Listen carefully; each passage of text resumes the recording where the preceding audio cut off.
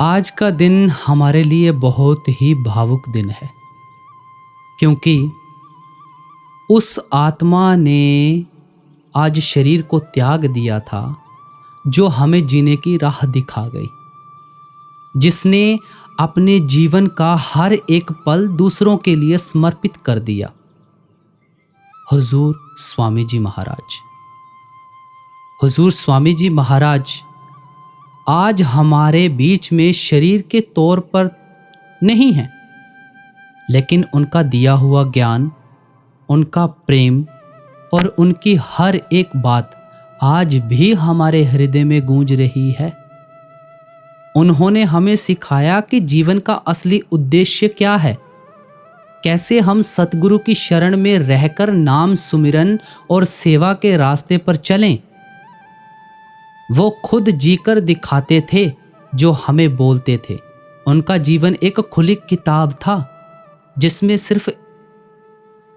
सिर्फ और सिर्फ परमार्थ लिखा था।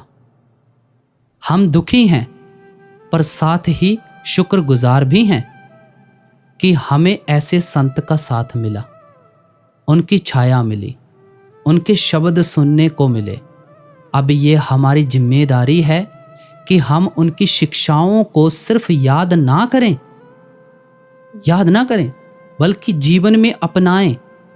आइए सभी मिलकर उन्हें एक भावपूर्ण श्रद्धांजलि देते हैं, अर्पित करते हैं और एक बड़ा ही प्यारा उनका सत्संग वो श्रवण करते हैं। सबसे पहले यही बेनती रहेगी, इस सत्संग को अपने सत्संगी भाइयों के साथ जल्दी से जल्दी पहले शेयर कर दें, फिर उसके बाद सुनना शुरू करें। बाणी श्री हुजूर स्वामी जी महाराज की। सत्संग के वचन। गुरु कहें जगत सब अंधा, कोई गहे ना कट की संधा। ये हुजूर स्वामी जी महाराज जी की बाणी है। इस शब्द में आप संत मत के बारे में बड़ी अच्छी तरह से खोल खोल कर हमें सभी संगत को फरमाते हैं कि प्यारेओ, आप सभी अंधे हो, आपको दिखाई नहीं देता। हमें क्यों इस बात पर बार बार जोर देते हैं कि हम अंधे हैं? देखो, हमें बुरा जरूर लग सकता है कि परमात्मा ने हमें आंखें भी बख्शी हैं ताकि हम उसकी बनाई हुई रचना को देख सकें। मालिक ने हमें अकल भी दी है ताकि उससे दुनिया में सुख और आराम की जिंदगी काट सकें। लेकिन फिर भी आम संत महात्मा हमें अंधा ही कहते हैं। बार बार क्यों ये बात कहते हैं? देखो, हम अंधा किसे कहते हैं?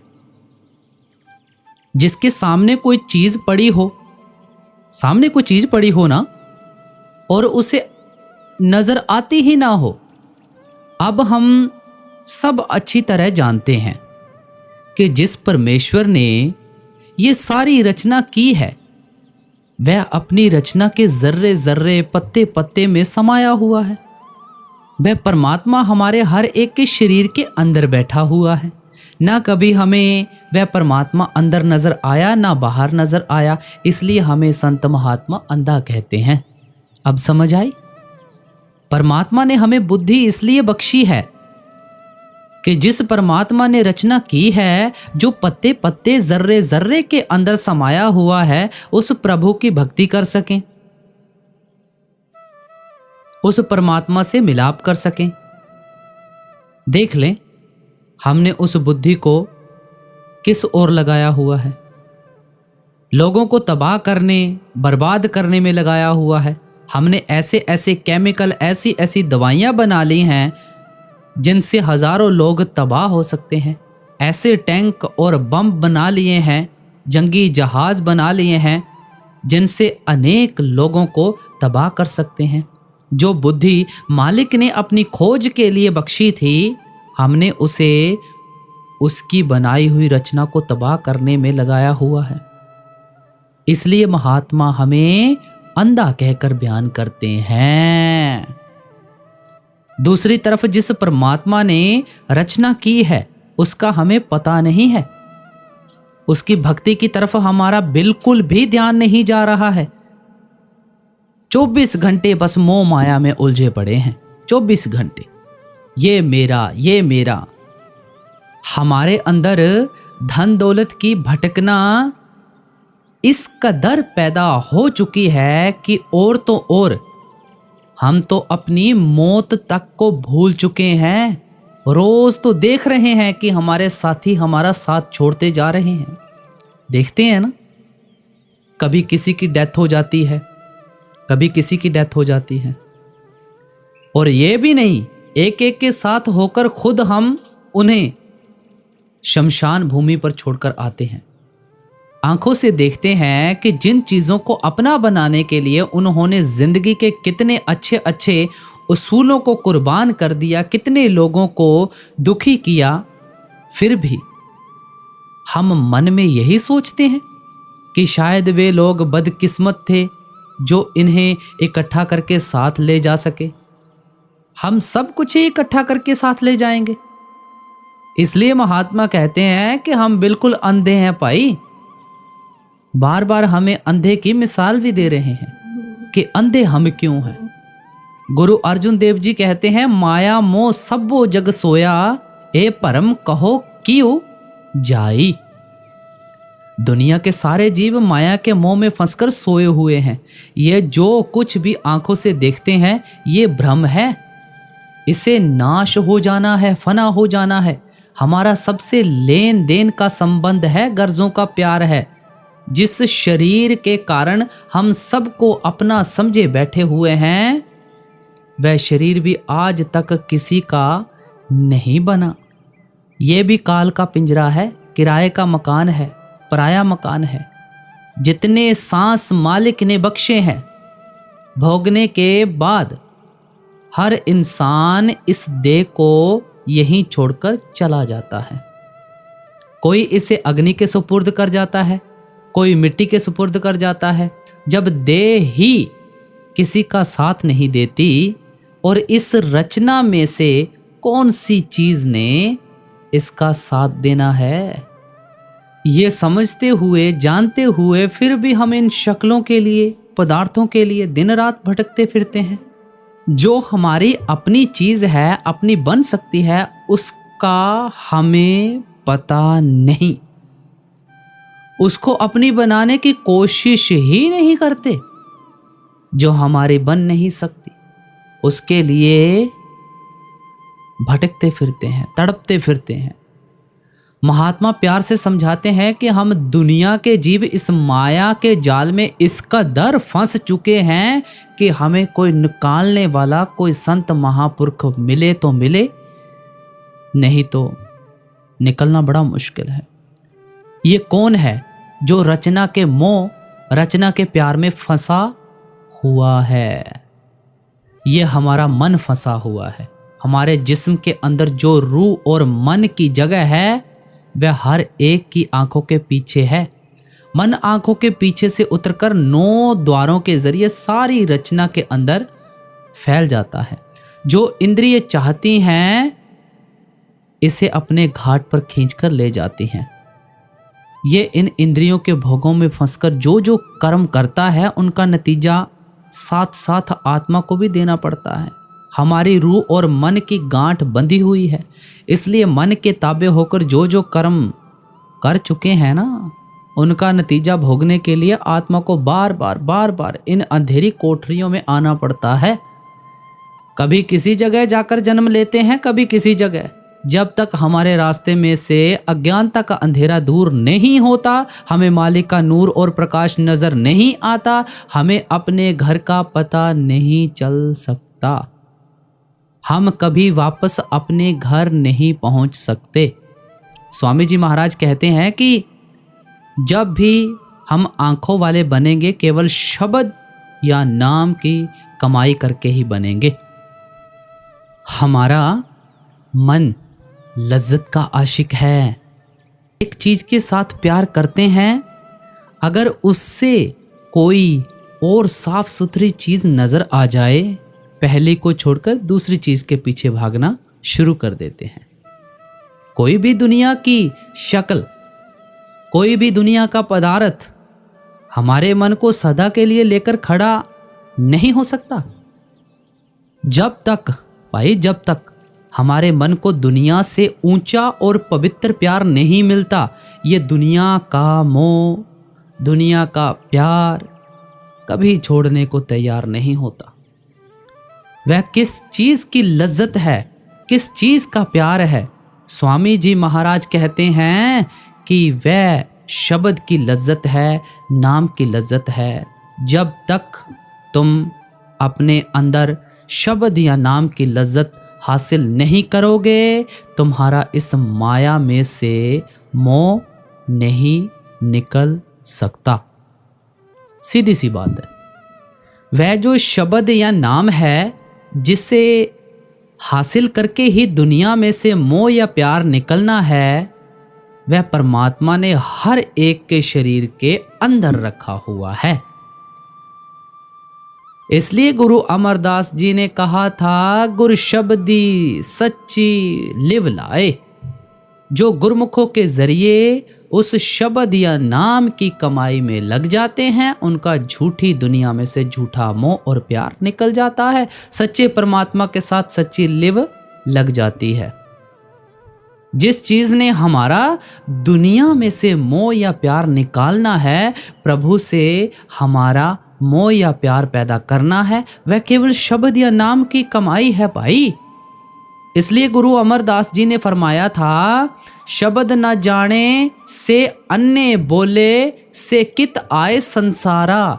जो लोग अपने ख्याल को अंदर नाम से नहीं जोड़ते, वे अंधे तो हैं ही हैं, बहरे भी हैं। अंधे और बहरे दोनों बयान करते हैं।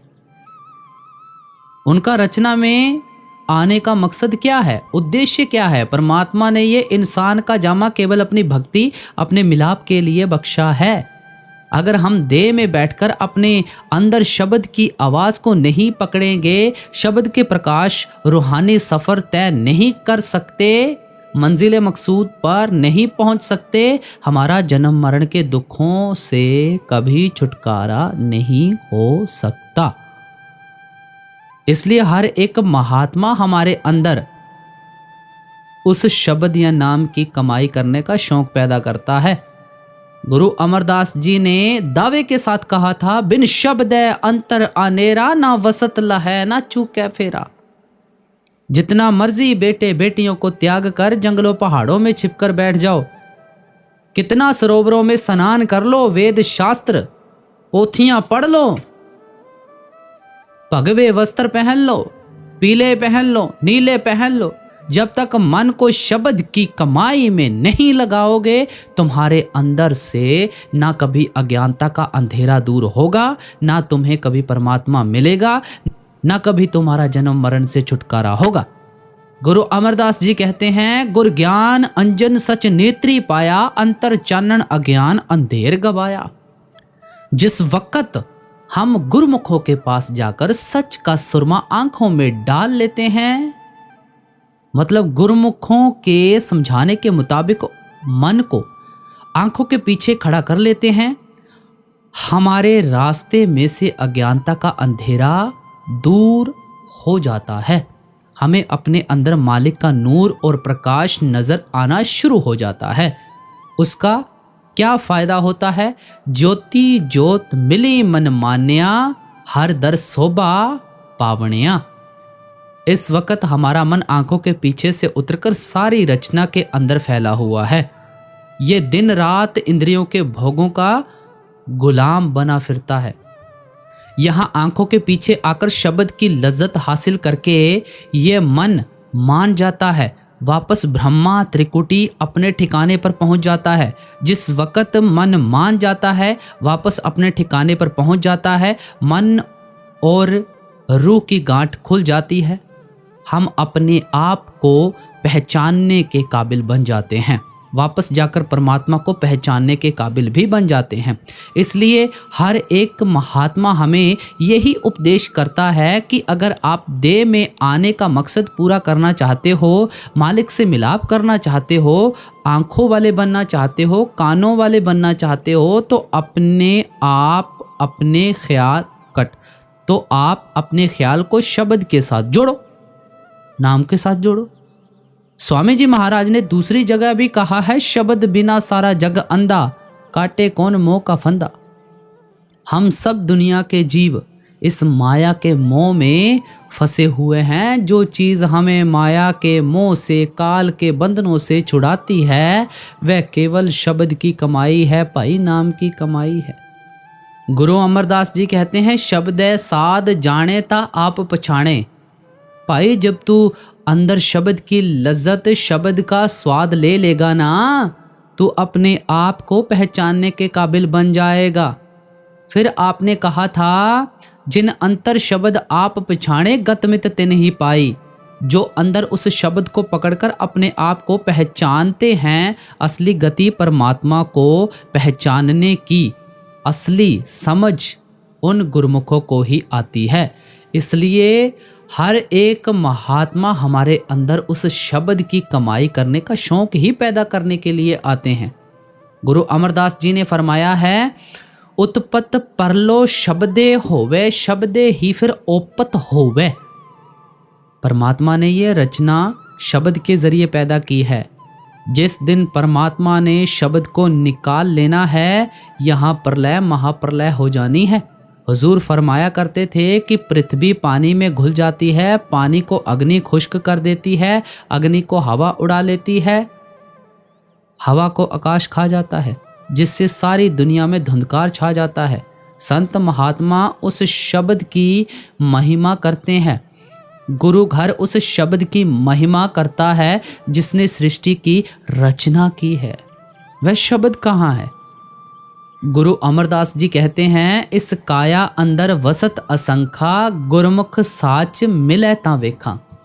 आप फरमाते हैं कि ये जो हमारा शरीर है, ये केवल हाड़ चाम मांस का ही नहीं बना, ये 5-6 फुट लंबा मिट्टी का पुतला ही नहीं है। मालिक ने इसके अंदर बेशुमार वस्तुएं और भंडार रखे हुए हैं। केवल मालिक का सच्चा भक्त, सच्चा प्यारा मिल जाए, वह हमें अंदर जाने का तरीका या साधन समझा दे, फिर हमें अंदर पड़ी हुई वस्तुओं की समझ आती है। मालिक के भक्त और प्यारे क्या समझाते हैं? आप फरमाते हैं, 9 दरवाजे 10वें मुक्ता, अनहद शब्द वजावणियां। वे समझाते हैं कि आंखों के नीचे नीचे सब भोग विलास ही हैं और कुछ नहीं है। मुक्ति का दरवाजा 10वीं गली में है। उसकी पहचान है अनहद शब्द वजावणियां, कि वहां हर एक के अंदर अनहद शब्द धुनकारे दे रहा है। जब तक सुरत आंखों के पीछे आकर उस अनहद शब्द को नहीं पकड़ेगी, आप सोचें किसी का मुक्ति प्राप्त करने का सवाल ही किस तरह पैदा हो सकता है। जिसे अपने घर का दरवाजा ही नहीं मिलता, वह घर के अंदर किस तरह दाखिल हो सकता है।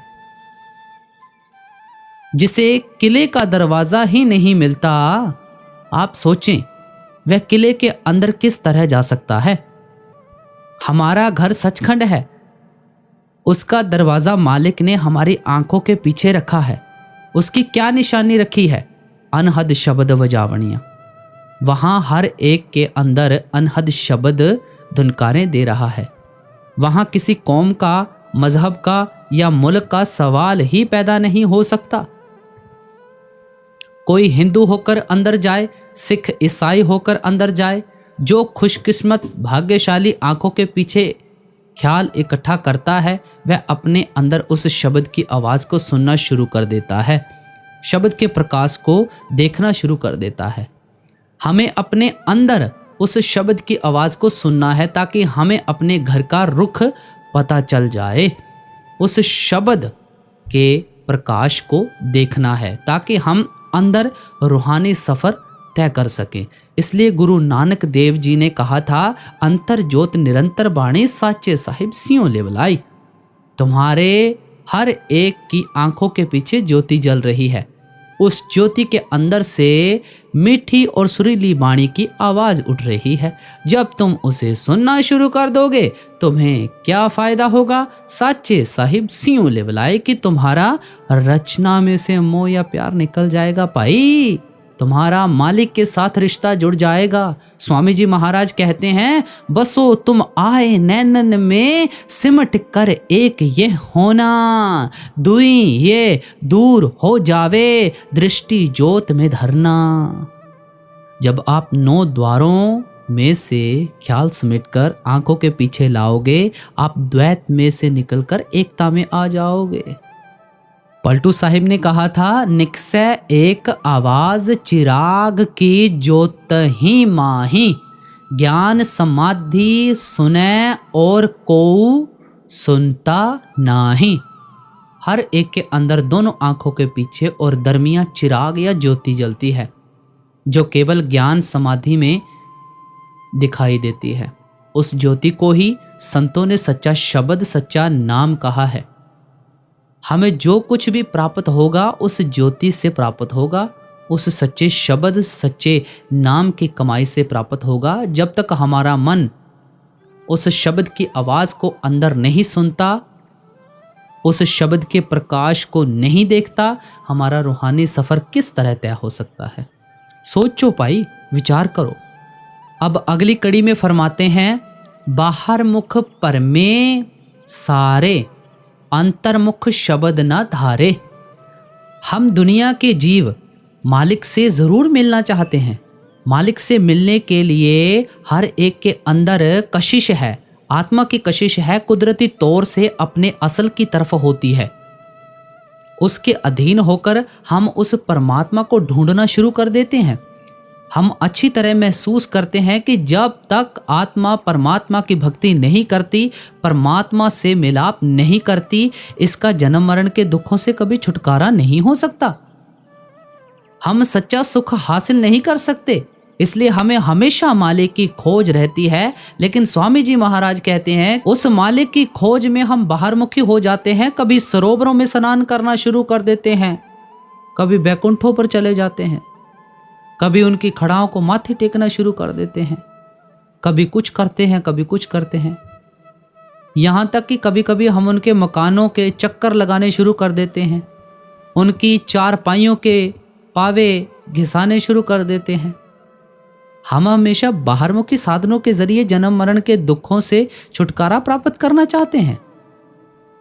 जो असली रास्ता है उसकी हम खोज नहीं करते, उस पर चलकर अपने अंदर रूहानी सफर तय करने की कोशिश नहीं करते। महात्मा अपनी जिंदगी के 50, 60 साल हमें समझाने के लिए लगा देते हैं कि जो कुछ हमें मिलना है भाई, शरीर के अंदर मिलना है, बाहर नहीं मिलना है। लेकिन हम फिर भी बाहर ही धक्के खाते रहते हैं। कहाँ गई हमारी सोच, कहाँ गई हमारी विवेक? गुरु नानक देव जी ने फरमाया था, सुरत शब्द भवसागर तरिए नानक नाम बखाने। भाई, जब तक तू अंदर सुरत को शब्द से नहीं जोड़ता, तेरा जन्म मरण के दुखों से छुटकारा नहीं हो सकता। गुरु अमरदास जी कहते हैं, पवित्र पावन से जन निर्मल हर के नाम समाए। फिर समझाते हैं, पवित्र पावन से जन साचे एक शब्द लिव लाए। जो लोग उठते बैठते चलते फिरते हमेशा एक शब्द या नाम के साथ अपने ख्याल को जोड़ लेते हैं, वे खुद भी पवित्र हो जाते हैं और हमारे ख्याल को शब्द या नाम से जोड़कर हमें भी निर्मल या पवित्र कर देते हैं। फिर अगली कड़ी में फरमाते हैं, मन जगत भोग रस बंधा, नित करे कर्म बस तंदा। आप समझाते हैं कि हम कभी कभी सुंदर सुंदर नारियों के पीछे भागना शुरू कर देते हैं, कभी ठेकों पर जाना शुरू कर देते हैं, शराबों कबाबों की लज्जतों में हम फंसे हुए हैं। हमारा और कोई धंधा ही नहीं है, बस यही धंधा है, कोई काम ही नहीं है हमारे पास। हमें मालिक ने मनुष्य का शरीर अपनी भक्ति के लिए बख्शा था। लेकिन कभी हम ठेकों पर धक्के खा रहे हैं, कभी हम नशा कर रहे हैं, कभी नारियों के पीछे भाग रहे हैं। कहाँ गई हमारी सोच, कहाँ गया हमारा तर्क वितर्क, कहाँ गई हमारी विवेक।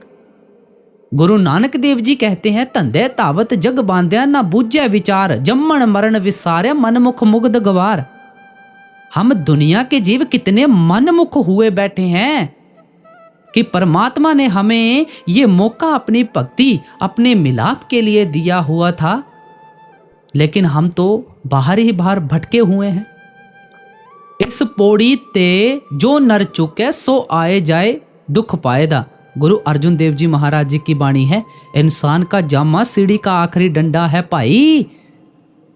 कोशिश करेंगे तो मकान की छत पर चले जाएंगे, सीधा नीचे आकर मुंह के बल गिरेंगे। इसलिए आप समझाते हैं कि इस मौके से फायदा उठाकर उस मंजिल मकसूद, अपना लक्ष्य को आंखों के सामने रखो, उस रूहानी सफर को तय करो भाई। फिर पता नहीं कि इंसान का जामा मिले या ना मिले, या किसी ऐसी जगह जाकर, बाबा जी महाराज फरमाते हैं ना, या किसी ऐसी जगह जाकर जन्म हो जाए जहां किसी को याद तक नहीं किया जाता, मालिक का किसी को नाम तक नहीं पता है कि परमात्मा होता भी है या नहीं। नास्तिक लोग बैठे हुए हैं।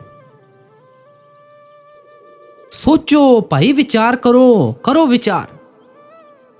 अब अगली कड़ी में फरमाते हैं, फंस मरे काल के फंदा, अब हुआ जीव अति गंदा। आप समझाते हैं कि हम जो भी देह में बैठकर कर्म करते हैं, शरीर में बैठे हैं ना, हम कर्म कर रहे हैं, शरीर कर्मों के दायरे में है। उन सब का नतीजा भोगने के लिए हमें बार बार यहां जन्म लेना पड़ता है। ये सारी दुनिया कर्म भूमि है, कर्मा संदड़ा खेत है। मिर्चें बोएंगे, मिर्चों की फसल इकट्ठी करनी पड़ेगी। आम का पौधा लगाओगे, आम के फल खाने के हकदार बन जाओगे। चाहे मिर्ची इकट्ठी करने चले जाओ, चाहे आम के फल खाने के लिए चले जाओ। बुरे कर्मों के कारण भी और अच्छे कर्मों के कारण भी देह के बंधनों से छुटकारा नहीं हो सकता भाई। क्या राजा, क्या प्रजा, क्या अमीर, क्या गरीब, क्या औरत, क्या आदमी, हम सब यहाँ आकर अपने अपने कर्मों का हिसाब दे रहे हैं। इन कर्मों के कारण जहाँ भी जाकर जन्म लेना पड़ता है, उसी जगह जाकर दुख और मुसीबतें सहनी पड़ती हैं, और कुछ नहीं। जब तक हमारी आत्मा मालिक की भक्ति करके मालिक से मिलाप नहीं करती, इसका कर्मों के जाल से छुटकारा नहीं हो सकता। ना ही जन्म मरण से कभी मुक्त हो सकते हैं। अब अगली कड़ी में फरमाते हैं, गुरु कहें नित समझाई, कर खोज शब्द घट जाई। जब महात्मा हमारी हालत देखते हैं ना कि हम दिन ब दिन बुरी तरह कर्मों के जाल में फंसे जा रहे हैं, इस गंदगी के अंदर ही धंसते चले जा रहे हैं, वे हम पर तरस करके हमें यहाँ से निकलने का तरीका बता देते हैं, साधन समझा देते हैं। आप देखें, महात्मा कोई मजहब बांटने के लिए नहीं आता, ना ही कोई कौम बनाने के लिए आता है।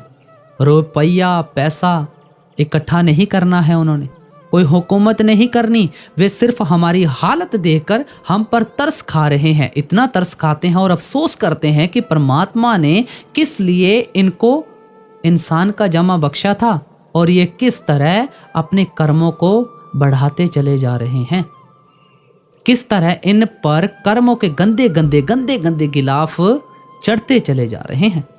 वे हम पर तरस खाकर हमें तरीका समझा देते हैं कि अगर आप अपने ख्याल को अंदर शब्द के साथ जोड़ोगे, नाम के साथ जोड़ोगे, आहिस्ता आहिस्ता आहिस्ता आहिस्ता आपके सारे कर्मों का सिलसिला ख़त्म हो जाएगा।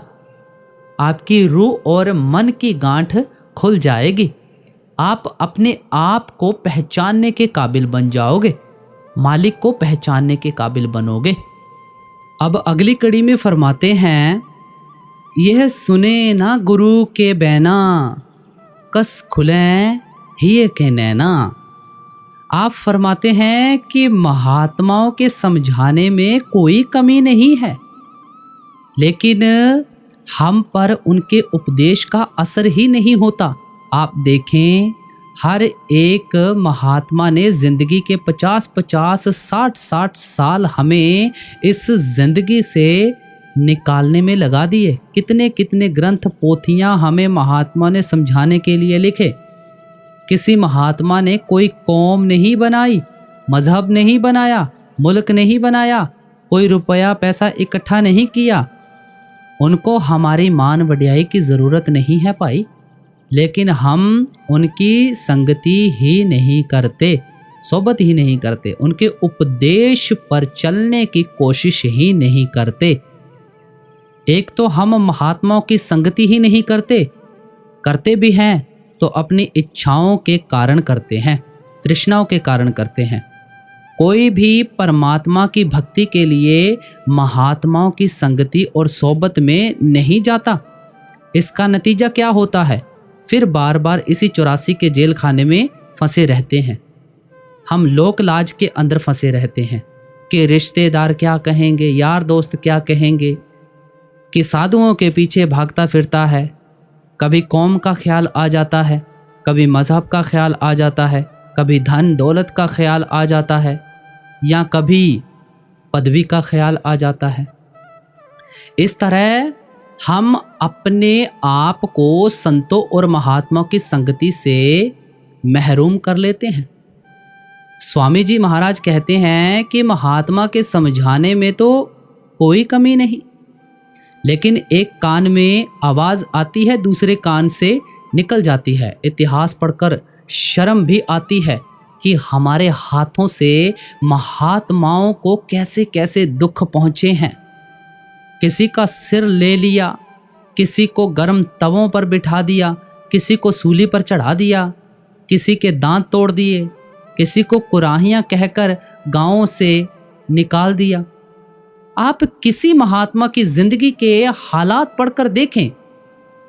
किसी महात्मा को हमने कभी चैन से प्रचार करने दिया? महात्मा का कसूर क्या था?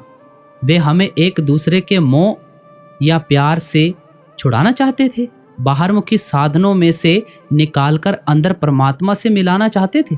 लेकिन हम इतने इन रीति रिवाजों में बंधे हुए हैं, इस कदर एक दूसरे के प्यार में फंसे हुए हैं कि उल्टा उनकी जान के दुश्मन बनकर बैठ जाते हैं।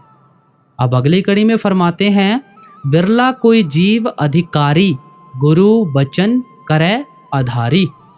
उनके उपदेश पर कौन चलता है? स्वामी जी महाराज खुद ही जवाब देते हैं, विरला कोई, लाखों करोड़ों में से एक आधा जीव जो सच्चे दिल से सच्चे मकसद को लेकर उनकी संगति और सोबत में जाता है। वे कौन से जीव हैं? वे ऐसे भाग्यशाली जीव हैं जो मालिक की तरफ से अधिकारी बनकर आए हैं। हम कब अधिकारी बनते हैं? जब मालिक खुद धुर से हमारे मस्तक में लिख देता है। यहाँ किसी की चतुराई, किसी की अकल काम नहीं आती। जिसनो देई सोई जन पावे, और क्या को करे चतुराई। गुरु अमरदास जी कहते हैं कि जिसे वह देना चाहता है वही उनके पास जाकर लेता है। हर साचे पावे सा पूजा होवे। भाई, जब परमात्मा को भाएगा ना, परमात्मा को मंजूर होगा, तब तू परमात्मा की भक्ति कर सकेगा। हम दुनिया के जीव अंधे हैं, वह परमात्मा आंखों वाला है। अंधे की क्या ताकत है कि आंखों वाले को पकड़ सके? जब तक आंखों वाला ही आवाज देकर उसे नजदीक नहीं बुलाता। हम तो इस माया के जाल में फंसकर बेटे बेटियों के प्यार में फंसे हुए हैं। कभी किसी मुल्क के साथ लड़ना शुरू कर देते हैं, कभी मजहबों को आगे ले आते हैं, कभी तेरा तेरा मेरा मेरा करने लग जाते हैं। अति बहरे हो चुके हैं। वह परमात्मा ही हम पर दया करे, मेहर करे और बख्शिश करे तो कहीं जन्म जन्मांतर के सोए हुए जागते हैं और सच्चे दिल से मालिक की खोज, मालिक की भक्ति और प्यार में लगते हैं। इसलिए स्वामी जी महाराज कहते हैं कि जिन अधिकारी जीवों के मस्तक में परमात्मा धुर से लिख देता है, वही गुरुमुखों की संगति में आकर मालिक की भक्ति, मालिक के प्यार में लगते हैं। अब अगली कड़ी में फरमाते हैं, जो बचन समारे गुरु के, मन फंद लगावे छल के। जो खुशकिस्मत जीव गुरुमुखों की संगति और सोबत में आकर मालिक की भक्ति में लग जाते हैं, उनके उपदेश पर चलते हैं, स्वामी जी महाराज खबरदार करते हैं कि उनका मन भी चौकस हो जाता है, सावधान हो जाता है। मन काल का एजेंट है। काल नहीं चाहता कि कोई जीव उनके दायरे से निकलकर वापस जाकर परमात्मा से मिल सके। हुजूर फरमाया करते थे कि मन एक एक जीव के लिए पूरी पूरी लड़ाई लेता है। काल कह लो, मन कह लो, एक ही चीज़ है। इसलिए आप फरमाते हैं कि वह हमें मान और वड्याई में फंसा देता है, या कहीं हमारे भजन सिमरन पर खुश होकर मालिक दया मेहर बख्शिश कर देता है तो हम रिद्धियों सिद्धियों में करामातों में फंस जाते हैं। हमें माथे टिकाने की आदत पड़ जाती है, हाथियों पर जुलूस निकलवाने शुरू कर देते हैं, लोगों से वाह वाह करवाने के लिए फूलों के हार गले में डलवाना शुरू कर देते हैं। मन हमें किसी न किसी बहाने खींच ही लेता है। स्वामी जी महाराज सावधान करते हैं, अगर आप परमार्थ के रास्ते पर चलते हैं तो आपको अपने मन से हमेशा चौकस रहना चाहिए। पता नहीं उसने किस समय धोखा दे देना है। मन कौन कौन से हथकंडे इस्तेमाल करता है, स्वामी जी महाराज आगे समझाते हैं। ज्यों त्यों कर जीव बुलावे, काल अपने खेल खिलावे, गुरु भक्ति ना करने पावे, बहु भांति उपाधि लगावे, कभी मित्र होए भरमावे, कभी वैरी बन धमकावे, कभी रोगन माही झूमावे, नाना विधि जाल बिछावे। स्वामी जी महाराज कहते हैं कि मन कई किस्म की चालें चलनी शुरू कर देता है। उसका मकसद इतना ही है कि जीव गुरुमुखों की संगति से, मालिक की सच्ची भक्ति से दूर हो जाए। मन चाहता है कि ये किसी बाहरमुखी साधन या कर्मकांड में रम जाए, ये शब्द की कमाई करनी छोड़ दे। आप समझाते हैं कि कभी दोस्त बनकर समझाना शुरू कर देता है, कभी दुश्मन बनकर डराना और धमकाना शुरू कर देता है। दोस्त बनकर कहता है कि देखो मालिक ने कितनी बख्शिश की है, कितनी धन दौलत दी है, कितनी उपाधि दी है और कितने अच्छे यार दोस्त मिले हैं। अभी तो शराबों कबाबों के इस्तेमाल का मौका मिला है, मान बढ़ाई मानने का, ऐशो इशरत करने का वक्त आया है। सारी उम्र पड़ी है, बड़े होकर मालिक की भक्ति कर लेंगे।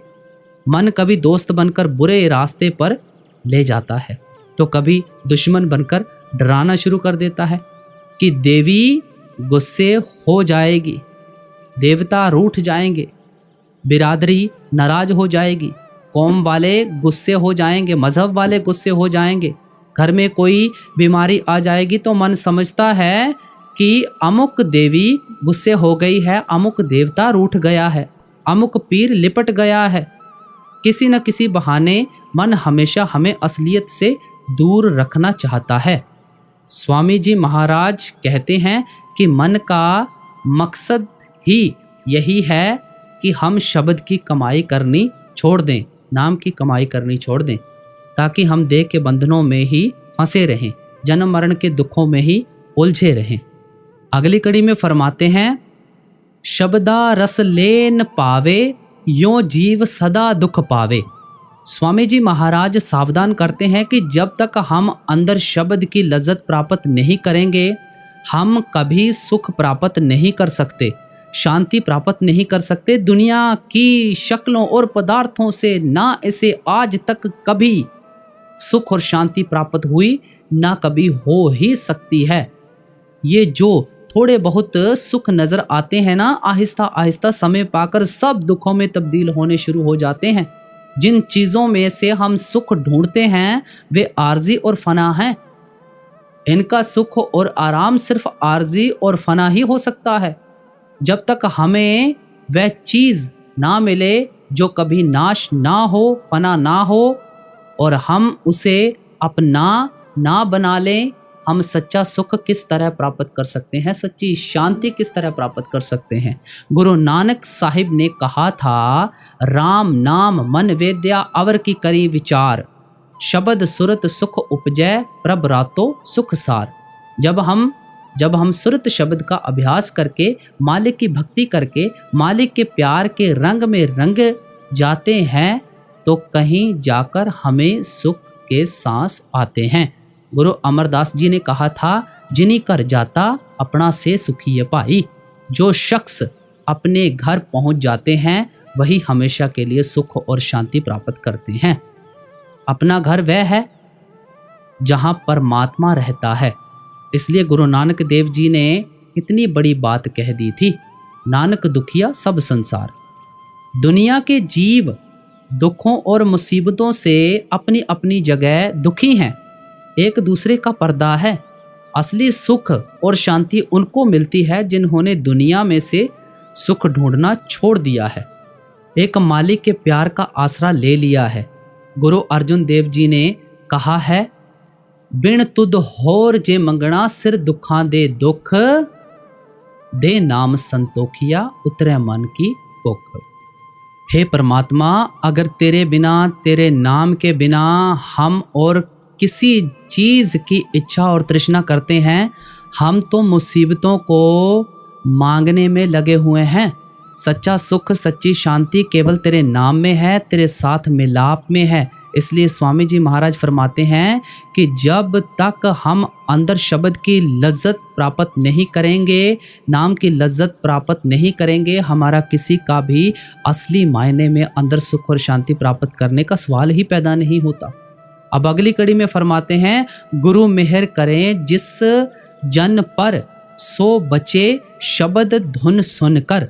आप कहते हैं कि जिन जिन जीवों पर मालिक की दया, मेहर और बख्शिश के जरिए गुरमुखों की बख्शिश हो जाती है, जिनका ख्याल मालिक के हुक्म के अनुसार गुरमुखों के जरिए अंदर शब्द या नाम से जुड़ जाता है, वही मन के बंधनों से, मन की चालों से बचते हैं। उनको ही असली सुख और शांति प्राप्त होती है। गुरु अमरदास जी कहते हैं, आपे करता करे कराए, आपे शब्द गुर मन वसाए। जो कुछ करता है वह परमात्मा खुद करता है। जब वह हमें यहाँ से निकालना चाहता है, वह गुरमुखों के जरिए हमें अंदर शब्द से जोड़ देता है, नाम से जोड़ देता है। गुरु अमरदास जी कहते हैं, कर्म होवे सतगुरु मिलाए, सेवा सुरत शब्द चित लाए। मालिक ने बख्शिश की, हमें गुरमुखों की संगति मिल गई, सोबत मिल गई। उन्होंने हम पर क्या मेहर की, हमें मालिक से मिलने का साधन और तरीका बता दिया। क्या बता दिया? हमें सुरत को अंदर शब्द से जोड़ने की युक्ति समझा दी। जब हमने सुरत शब्द की सेवा की, नाम की कमाई की, चित लाए, हमारा दुनिया में से मोह या प्यार निकल गया, हमारा परमात्मा से मोह या प्यार पैदा हो गया। इसलिए स्वामी जी महाराज कहते हैं कि जब मालिक हम पर दया मेहर बख्शिश करता है, गुरमुखों के जरिए करता है, साधुओं संतों और महात्माओं के जरिए करता है। और जब भी गुरमुख हमें मालिक से मिलने के काबिल बनाते हैं, हमसे शब्द या नाम की कमाई करवा कर बनाते हैं। अब अगली कड़ी में फरमाते हैं, तब गहे शब्द रस जांची, फिर जले ना जग की आंची। आप फरमाते हैं कि सब जीव दुनिया में आकर इच्छाओं और तृष्णाओं की आग में जल रहे हैं। जो चीज़ उनकी मर्जी के अनुसार पूरी नहीं होती, वह उनके लिए दुख का कारण बन जाती है। लेकिन जो लोग अंदर शब्द के साथ जुड़ जाते हैं, नाम के साथ जुड़ जाते हैं, उनका इन इच्छाओं में से ख्याल निकल जाता है। अब अगली कड़ी में फरमाते हैं, सब बात लगी अब कांची, गुरु भक्ति मिली अब सांची। जो गुरुमुखों के पास जाकर सच्चे शब्द या नाम की कमाई में लग जाते हैं, मालिक की सच्ची भक्ति में लग जाते हैं, उनका दुनिया में से मोह निकल जाता है, दुनिया में से प्यार निकल जाता है। उनको दुनिया कच्ची नज़र आनी शुरू हो जाती है। उनको पता चल जाता है कि इसकी असलियत कुछ नहीं, हकीकत कुछ नहीं, वे परछाई के पीछे नहीं दौड़ते, असलियत को पकड़ते हैं। वे पानी के बुलबुले को नहीं पकड़ते, वे सच्चे मालिक की सच्ची भक्ति में लग जाते हैं। उनका दुनिया में से मोह निकल जाता है, मालिक के साथ सच्चा प्यार जुड़ जाता है। अब सारा सत्संग फरमाकर अंत की कड़ियों में फरमाते हैं, राधा स्वामी की लीनी सरनी, सो जीव लगे भों तरनी। देखो, जो लोग मालिक की भक्ति करके, नाम की कमाई करके कुल मालिक की शरण में आ जाते हैं, वे हमेशा के लिए इस भवसागर से पार हो जाते हैं। वे कुल मालिक से मिलाप करके देह के बंधनों से, जन्म मरण के दुखों से सदा के लिए मुक्त हो जाते हैं। उनको सच्चा सुख, सच्ची शांति मिल जाती है। उनका मनुष्य जन्म धारण करने का मकसद पूरा हो जाता है और वे हमेशा के लिए परमात्मा में समाकर परमात्मा का ही रूप हो जाते हैं।